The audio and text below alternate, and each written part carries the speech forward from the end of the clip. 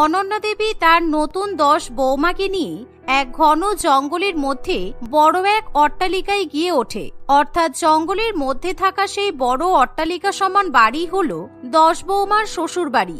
আর এরকম ঘন জঙ্গলে শ্বশুর বাড়ি দেখে 10 বৌমা ভীষণই অবাক হয়, কারণ তারা নিতান্তই শহরের মেয়ে। সুতরাং এরকম জঙ্গলের মধ্যে কিভাবে তারা জীবন কাটাবে কিছুই বুঝে উঠতে পারে না। আর যার ফলে 10 বৌমা একেবারে ভীত সন্ত্রস্ত হয়ে ওঠে, কারণ জঙ্গল মানে সেখানে বিভিন্ন পশু পাখি এবং পোকামাকড়ের উপদ্রব। তাই তাদের প্রাণীর সংশয় হতে শুরু করে। কি ব্যাপার, তোমরা এরকম অবাক হয়ে আমার দিকে তাকিয়ে আছো কেন? তোমরা ভাবছো তো যে বিয়ের আগে আমি কেন বলিনি যে বিয়ের পর তোমাদেরকে এরকম জঙ্গলে থাকতে হবে, তাই তো? আসলে এই জঙ্গলের মধ্যে জায়গাটা আমার 10 ছেলে একটা রিসোর্ট বানানোর জন্য কিনেছিল, কিন্তু আমার মোটেই রিসোর্ট পছন্দ নয়, তাই আমি বাড়ি বানিয়ে ফেলেছি। আর আমি যেহেতু এখানে থাকি তাই তোমাদেরকেও কিন্তু এখানেই থাকতে হবে। এই বলে শাশুড়িমা 10 বৌমাকে তাদের নিজস্ব ঘর দেখিয়ে দেয়।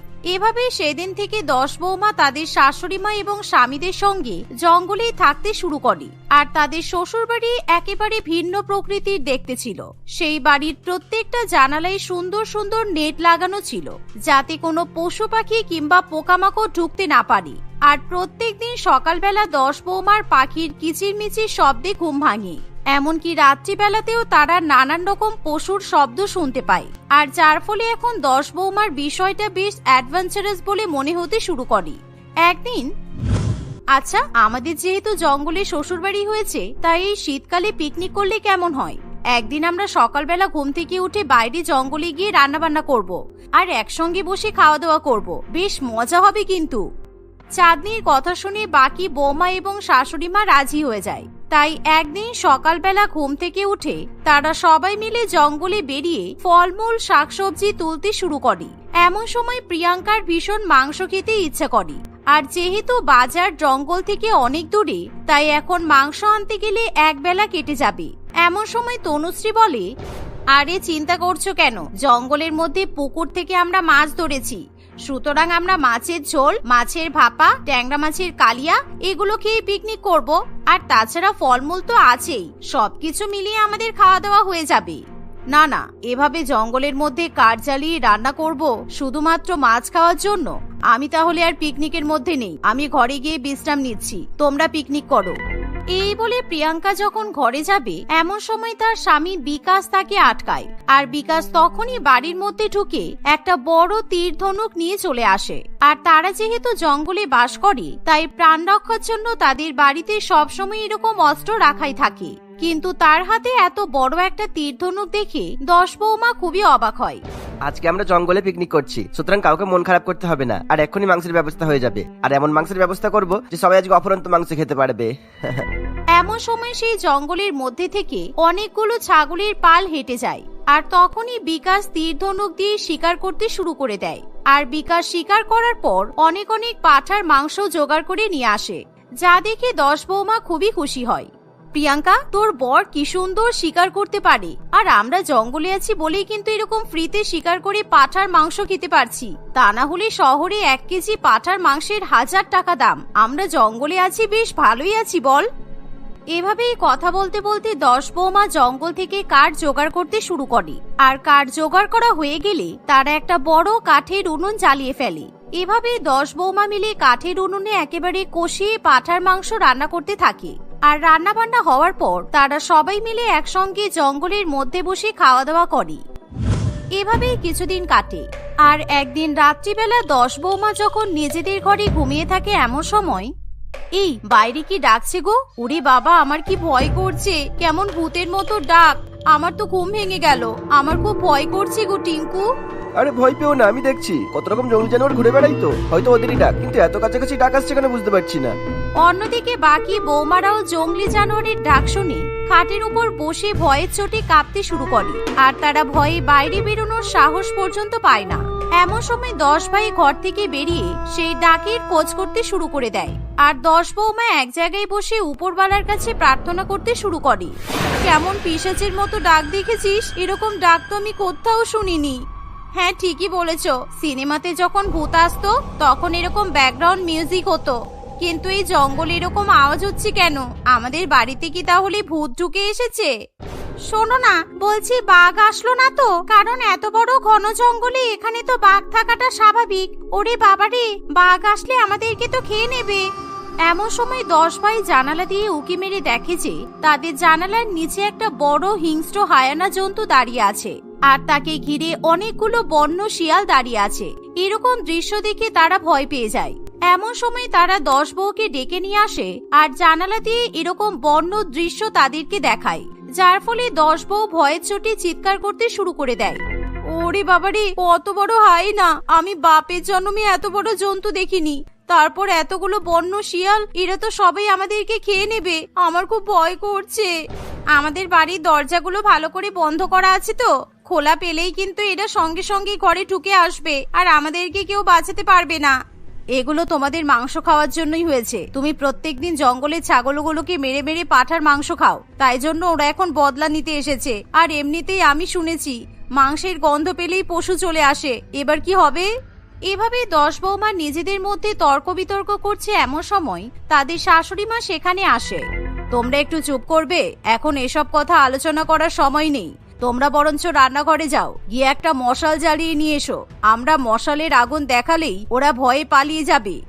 এমন কথা শুনে 10 বৌমা রান্নাঘরে যায় আর তারা একটা বড় কাঠের মশাল জ্বালিয়ে নিয়ে আসে। আর যখন তারা একসঙ্গে সেই জঙ্গলের বাড়ি থেকে আগুন দেখায়, তখন পশুগুলো ভয় পেয়ে বনের মধ্যে মিলিয়ে যায়। এভাবেই এই যাত্রায় তারা প্রাণে বাঁচে, কিন্তু বিপদ এখনো কাটে না। দেখতে দেখতে আরো কিছুদিন কাটে আর প্রত্যেক দিনই 10 বৌমা ভয়ে ভুগতে থাকে। কারণ কখনো কখনো বাড়ির মধ্যে তারা সাপ দেখতে পায়, আবার কখনো বন্য বিড়াল রান্নাঘরে ঢুকে আসে। এভাবেই প্রত্যেক দিন তাদেরকে বন্য জন্তুদের সঙ্গে লড়াই করে বাঁচতে হয়। আমরা প্রথম যখন বিয়ে করে এসেছিলাম তখন কত ভালো ছিল বলতো? এই বন্য জন্তুগুলো আমাদের একদম জ্বালাতো না, কিন্তু হঠাৎ করে কি এমন হলো কি জানি, এখন সব বাড়ির মধ্যে ঢুকে আসছে কেন? আমার মনে হয় সত্যি আমরা জঙ্গলের ছাগলগুলোকে মেরে খুব ভুল করেছি। তনুশ্রী ঠিকই বলছিল, ওরা মনে হয় আমাদের থেকে বদলা নিচ্ছে, আর যতক্ষণ পর্যন্ত ওদের বদলা শান্ত হবে না ততক্ষণ ওরা আমাদেরকে জ্বালাবে। তুমি এই কথাগুলো এরকম ভাবে ধরছো কেন? আমি এসব কথা এমনিই বলেছিলাম। তুমি বেকার বেকার আমাকে ভুল বুঝো না। আর আমাদের যখন এরকম জঙ্গলের মধ্যেই থাকতে হবে, তখন পরিস্থিতির সাথে মানিয়ে নেওয়াই ভালো। সুতরাং বেকার বেকার ভয় পেও না কেউ। হ্যাঁ ঠিকই, আমরা তো এখন এই জঙ্গলের শ্বশুর বাড়িতেই আছি, তাই ওই জঙ্গলি জানোয়ার পশুগুলো কিন্তু আমাদের শ্বশুর বাড়ির সদস্যের মতো, তাই ওরা তো বাড়ির মধ্যে ঢুকবেই। এভাবেই 10 বৌমা নিজেদের মধ্যে আলোচনা করতে থাকে। দেখতে দেখতে আরো কিছুদিন কাটে, কিন্তু এখন 10 বৌমা ভয়ের চোটে কিছুতেই বাড়ির বাইরে বেরোয় না। এই জঙ্গলে শ্বশুরবাড়ি হওয়ার পর থেকে বিভিন্ন রকম মেকআপ, সাজাগোজার জিনিস ব্যবহার করতে আমরা ভুলেই গেছি। কারণ জঙ্গলের মধ্যে যে সাজবো, আমাদেরকে কি দেখবে বলতো? তাই আর সাজতে ইচ্ছে করে না। আমার কত সুন্দর পারফিউম ব্যবহার করার শখ ছিল, কিন্তু এখন আর পারফিউম ব্যবহার করতে পারি না আমি। এই বলে চাঁদনি নিজের ড্রেসিং টেবিলের সামনে গিয়ে বিভিন্ন রকমের সাজগোজের জিনিস নিয়ে সাজতে শুরু করে। আর সে পারফিউমের বোতল থেকে নিজের গায়ে বেশি বেশি করে পারফিউম মেখে নেয়। অন্যদিকে এমন সময় বাকি বৌমা জঙ্গল থেকে কাঠ কুড়িয়ে বাড়িতে ফিরে আসে। বাবা, আজকে ভালোই ঠান্ডা আছে। এই কাঠগুলো বাড়ির ভেতরে না জ্বালালে ঘর গরম হবে না। এই তো তনুশ্রী, তিয়াশা, তোরা দরজাটা ভালো করে চেপে বন্ধ করে আয়। আমি কাঠগুলো রান্নাঘরে রেখে আসি। এই বলে প্রিয়াঙ্কা রান্নাঘরে চলে যায়। আর এমন সময় তনুশ্রী এবং তিয়াশা বাড়ির দরজা বন্ধ করতে একেবারে ভুলে যায়। কিন্তু তাদের মধ্যে কেউ অবগত থাকে না যে জঙ্গলি পশুরা পারফিউমের গন্ধে বেশি পরিমাণে আকৃষ্ট হয়, আর এমনকি তারা হামলা করে। আর দেখতে দেখতে কিছুক্ষণ কাটে। আর রাত্রিবেলা যখন 10 বৌমা মিলে বারান্দায় কাঠ জ্বালিয়ে গা গরম করতে বসে, এমন সময় চাঁদনি বলে, এই বারান্দায় এটা কিসের পায়ের ছাপ রে? এরকম ছোট্ট ছোট্ট পায়ের ছাপ কার? আর এই পায়ের ছাপগুলো ডাইনিং টেবিলের তলায় গিয়ে মিলিয়ে গেছে। কোনো বিড়াল ঢুকে আসলো নাকি বলতো? এমন সময় তারা দরজার দিকে তাকিয়ে দেখে যে দরজা একেবারে খোলা। আর যা দেখে তারা সবাই খুবই ভয় পেয়ে যায়। এই বলে 10 বৌমা গুটি গুটি পায়ে হেঁটে যায়। আর টেবিলের তলায় তারা উকি মেরে দেখে যে সেখানে একটা বাঘের চোখ জুলজুল করছে, আর সেই পায়ের ছাপ ছিল বাঘেরই পায়ের ছাপ। ওরে বাবারে, বাঘ এসেছে, বাঘ এসেছে! আমাদের বাড়িতে জঙ্গল থেকে বড় বাঘ ঢুকে এসেছে। আমাদেরকে বাঁচাও! কে কোথায় আছো? আমাদেরকে বাঁচাও! এভাবেই 10 বৌমা বাঘ দেখে নিজেদেরকে ঠিক রাখতে পারে না। তারা প্রচন্ড পরিমাণে চিৎকার করে কান্নাকাটি করতে থাকে। অন্যদিকে তাদেরকে এরকম চিৎকার করতে দেখে বাঘ ভালো ভালো পড়ে ওঠে। আর সেখানে এরকম চিৎকার শুনে অনন্যা দেবী ও তার ছেলেরা এসে উপস্থিত হয়। বড় বৌমা, তুমি এত শিক্ষিত মহিলা, তবুও তোমার বুদ্ধি নেই? তুমি জানো না যারা জঙ্গলে বাস করে তারা গায়ে পারফিউম ইউজ করে না? তুমি কেন গায়ে পারফিউম দিয়েছো? আর আজকে তুমি পারফিউম দিয়েছো বলেই বাড়িতে এরকম বাঘ ঢুকে এসেছে। তোমরা ভুলে যেও না যে জঙ্গলটা হলো বন্য পশুদের এলাকা, আর আমরা এখানে বাড়ি করে থাকি মানে আমরা ওদের এলাকাতে থাকি, তাই ওদের শর্ত মতো আমাদেরকে থাকতে হবে। এমন সময় সেই বাঘ তাদেরকে ধাওয়া করতে শুরু করে, আর তারা এদিকে ওদিকে ছোটাছুটি করেও কিভাবে নিজেদের প্রাণ বাঁচাবে বুঝে উঠতে পারে না। ছোটাছুটি করার কোনো দরকার নেই, তোমরা শান্ত হও। ওই বাঘটা এখনো ওদিকেই আছে। আমি বরঞ্চ এই কাঠগুলো সব আগুন দিয়ে জ্বালিয়ে দিই, তাহলে আগুন দেখলেই ওরা পালিয়ে যাবে। এই বলে প্রিয়াঙ্কা সব কাঠ এক জায়গায় জড়ো করে আর তার মধ্যে বেশি বেশি কেরোসিন দিয়ে আগুন ধরিয়ে দেয়। সেই সাথে বাড়ির সব জানালা দরজা খুলে দেয়, যার ফলে সেই আগুন দেখার পর বাঘ খুবই ভয় পেয়ে যায় আর তখনই দরজা দিয়ে লাফ মেরে বনের মধ্যে চলে যায়। এভাবেই তাদের প্রাণ বাঁচে। কেউ আর সেই জঙ্গলের বাড়িতে থাকতে চায় না, এমনকি অনন্যা দেবীও এখন সেখানে থাকতে ভয় পায়। আমরা আর এখানে থাকবো না, আমি শহরে একটা বড় ফ্ল্যাট দেখেছি, সেখানেই চলে যাব আর সবাই মিলে একসঙ্গে শহরে বসবাস করব, কারণ এখানে থাকলে আমাদের প্রাণের ক্ষতি হতে পারে। শাশুড়ি মায়ের কথা শুনে 10 বৌমা খুবই খুশি হয় আর কিছুদিনের মধ্যেই তারা সেই জঙ্গলের বাড়ি বিক্রি করে দিয়ে শহরে চলে যায় আর সেখানে তারা সাধারণ মানুষের মতো বসবাস করতে শুরু করে। রিমা প্রত্যেক গরমকালেই তার মামার বাড়ি যাওয়ার জন্য তার মা প্রিয়া দেবীর কাছে ভীষণ পরিমাণে বায়না করত। তার মামা বাড়িতে বিভিন্ন রকমের আম গাছ ছিল এবং সেই কারণেই রিমা এমন বায়না করত, কারণ সে ভীষণ পরিমাণে আম খেতে পছন্দ করত। তার পরিবার গরিব হওয়ায় রিমার বাবা মা তাকে আম কিনে খাওয়াতে পারত না। সে ভালো করেই জানতো যে মামার বাড়িতে গেলে তার বড় মামা সুদীপ বাবু তাকে স্নেহ করে অনেক অনেক আম খাওয়াবে। মা, জ্যৈষ্ঠ মাস তো পড়েই গেল, মামা বাড়িতে গাছের সব আম পেকে গেছে, আমরা এবার মামা বাড়ি যাব না মা? আমার ভীষণ আম খেতে ইচ্ছে করছে। হ্যাঁ, তোর বড় মামা কালকে ফোন করেছিল, আজকে আমি আর তুই দাদার বাড়িতে যাব। এবার শুনছি আমের ফলন খুব ভালো হয়েছে, আর আমাদের কিছুদিন এমনিতেও দাদার কাছে থাকতে হবে, কারণ তোর বাবার উপার্জন একেবারে কমে গেছে। এখানে থাকলে আমরা না খেতে পেয়ে মরে যাব। কি মজা, কি মজা, আমি আম খাবো, প্রাণ জুড়াবো। কি মজা, কি মজা, আম খাবো তাতা দিনা দিন, আম খাবো তাতে ফুটিয়ে পিন। রিমা তার মামা বাড়ি যাওয়ার কথা শুনে ভীষণ পরিমাণে খুশি হয়ে যায়। বেলা হতে না হতেই সে তার মায়ের সঙ্গে মামা বাড়ি যাওয়ার উদ্দেশ্যে রওনা দেয়। অল্প কিছু সময়ের মধ্যেই তারা সুদীপ বাবুর বাড়িতে পৌঁছে যায়। সুদীপ বাবু তার স্ত্রী কমলা দেবীর সাথে বসবাস করত। তার সন্তান না থাকায় সে তার বোনের মেয়েকে ভীষণ পরিমাণে ভালোবাসতো। সে তার বোন এবং তার মেয়েকে দেখে খুবই খুশি হয়। রিমা, মা এসে গেছিস তুই? সেই সকাল থেকে আমি তোদের জন্য অপেক্ষা করছি। এই দেখ, আমি তোর জন্য গাছ থেকে পাকা হিমসাগর আম পাড়িয়ে রেখেছি।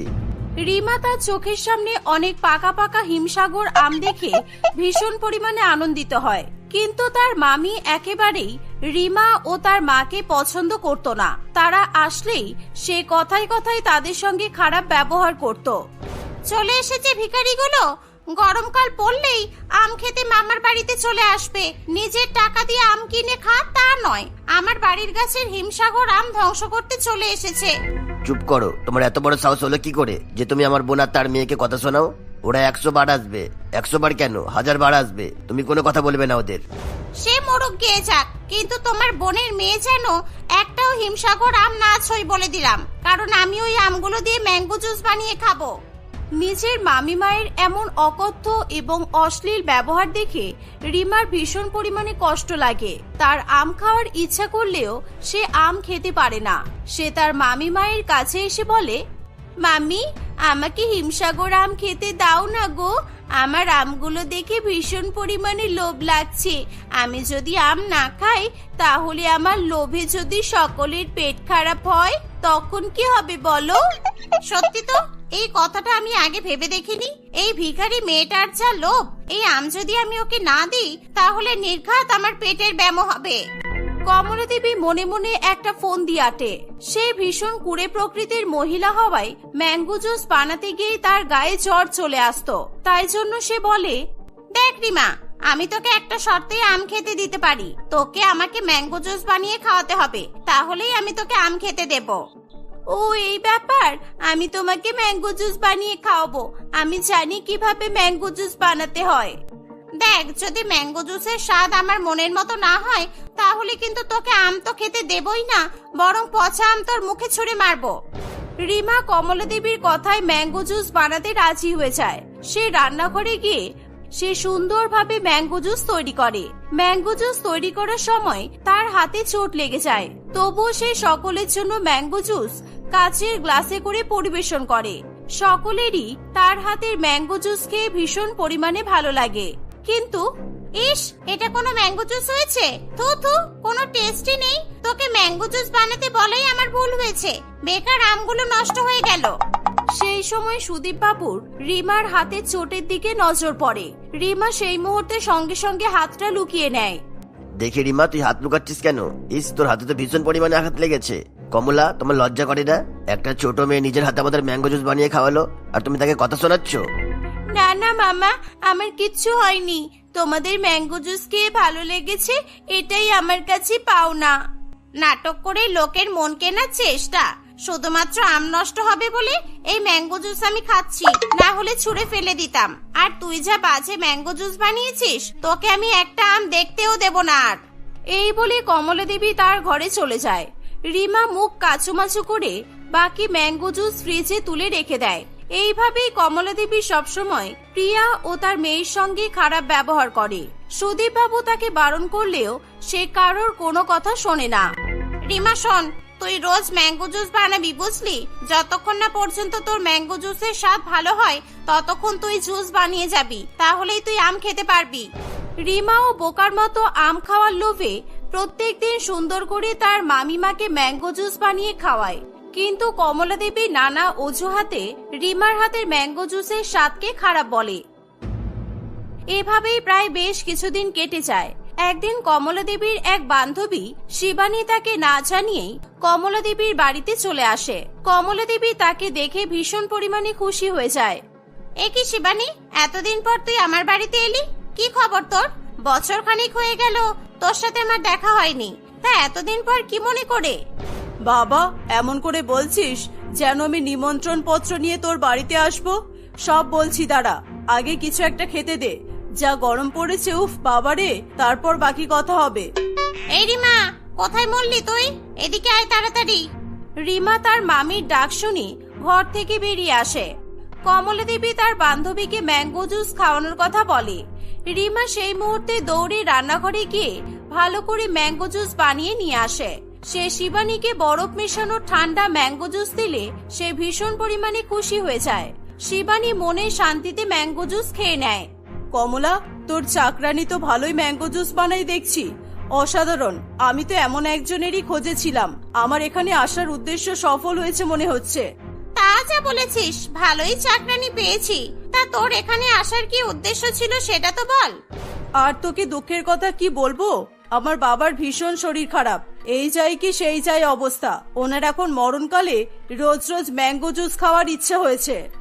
শিবানীর বাবা রতন বাবুর বার্ধক্যজনিত কারণে প্রায় প্রত্যেকদিন শরীর অসুস্থ থাকে।